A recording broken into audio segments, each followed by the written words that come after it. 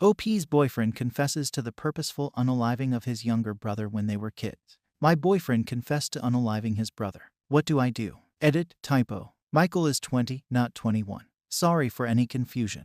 When my boyfriend was 10, his younger brother drowned in a lake by their house. It was ruled an accident by the police and coroner. His parents weren't home at the time, and Michael and his brother were under the watch of a babysitter. I met Michael 5 years later, and we began dating at 17. He's been very open with me about the whole thing and how it's affected him, his mental health, and his family dynamics. It's coming up to the 10-year anniversary of his brother's passing away, and like every year, Michael gets a little bit loopy and depressed. I've been doing my best to comfort him. He suffers from mental health issues all year round.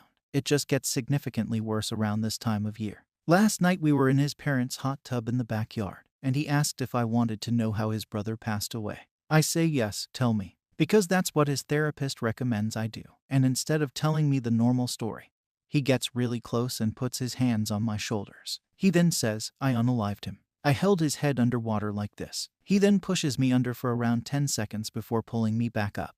Then he says, they obviously thought it was an accident because that idiot was a slur for autistic people. I couldn't even walk in a straight line. I'm glad he's unalive, but if I realized how much trouble Dad would give me, I would have let him live. Then he gets out and goes to bed. I stayed up all night last night. I couldn't sleep. I can't tell if what he said is part of his manic depression triggered by the 10-year anniversary or if he's being serious. It felt so real. How do I confront him? Do I tell his therapist? I'm not equipped for this. Comments. Couldn't find user. This can't be real. At least that's what I hope. You didn't even get the numbers right. First he unalived him when he was 10. Then you met him 5 years later when he was 17.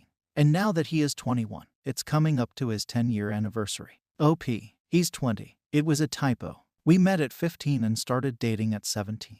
Why did he tell you this? Why now? No idea. If I had to guess, probably his declining mental health because of the anniversary, but I don't know for sure. Has he exhibited any suspicious behavior before this? No. Has he ever hurt you before? No. He's never even yelled at me before. That's what made this whole thing so shocking to me. Is he on any medication that could affect his mentality? I don't think so. He's on antidepressants and mood stabilizers. He hasn't been diagnosed with bipolar but is being treated for some of its symptoms, like mania. Could his actions towards his brother have been the actions of someone in a manic episode?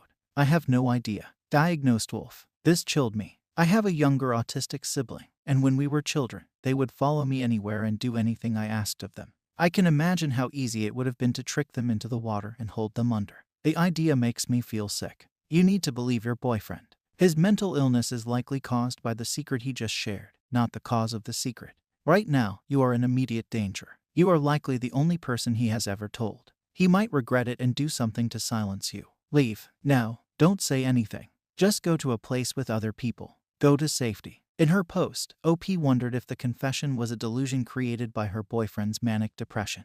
It is possible to hallucinate when you have a condition like that, and it's possible for your memory of very traumatic events to change. But I don't think that is what happened here. I think that this man is remembering accurately. I think that he unalived his brother and that his mental health issues all began as a result of that action. It is nearly impossible to do something like commit unaliving as a child and come away mentally intact. OP.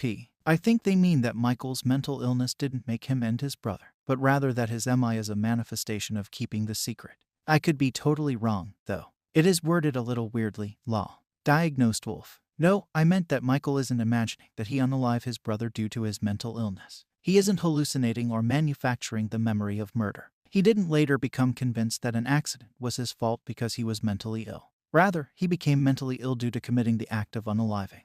Update. So a lot of people were asking for an update, and I'm a little scared of posting it because I know people will be mad at me. We're not dating, but it's more to sort everything out. I told my therapist and his therapist about the whole situation. They told me to go with my gut and that I should start writing in a diary about his behavior. I quickly realized that he had missed nearly 2 weeks of his meds as well as his mood stabilizers. He hasn't been formally diagnosed with bipolar, but is being treated for symptoms of it.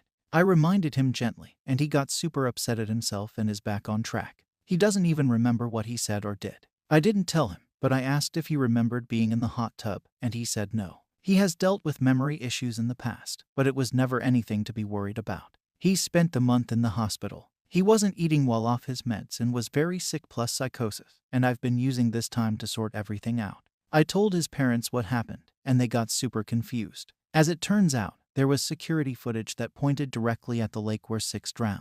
It was a total accident. I won't go into detail, but Michael was nowhere near the scene. According to Michael's mother, that footage is the only thing that helped them find 6, as he had begun to drift away by the time they got back. I had no idea of this detail. No one ever told me, and it would have been really inappropriate to ask. I mentioned what Michael said about his father, and he broke down. He said that he was particularly hard on Michael after his passing at age 6, but eased up as he got older. He's increased his therapy sessions to 3 times a week and is planning to move in with his parents when he gets discharged from the hospital. I also want to clarify that the incident in the last post is the first time he's ever put his hands on me in a violent or threatening manner. That's what made me so shocked. I know people will be mad at me, but we think this is the best thing for everyone right now. I got so many messages asking for an update, and I thank you all who sent me kind messages and advice. I know some people will be mad, but all I can ask is that you be respectful. Comments. Ethro. It's strange that he told you he unalived his brother, but the security footage proves otherwise. I wonder if maybe he feels guilt about the situation and mixes that with psychosis, and he convinced himself that he intentionally drowned him. Although it's also quite strange, he made the comments about his brother being autistic, and that's why he did it. Either way, it seems like a danger to remain in the relationship. I hope everything works out. OP.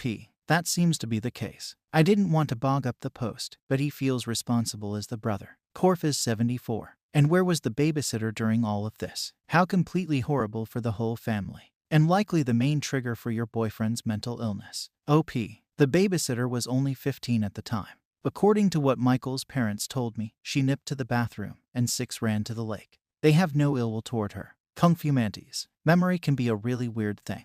We're only relatively recently starting to learn that it is not a reliable method of keeping track of past events. Here's a quick read for those more interested. Creating false events is not as odd as one would think. Maybe OP's boyfriend really did hate his younger brother because of his disability. It's not uncommon for older siblings of special needs children to feel some sort of jealousy or frustration due to the special needs child requiring so much attention and energy from their parents. Maybe the BF developed those memories to deal with the grief and shock of going through a traumatic situation, and this was his way of exerting control over the situation, even if only through memory. It's anyone's guess as to why BF created these memories, but there is a scientific basis to this with increasingly mounting support. OP.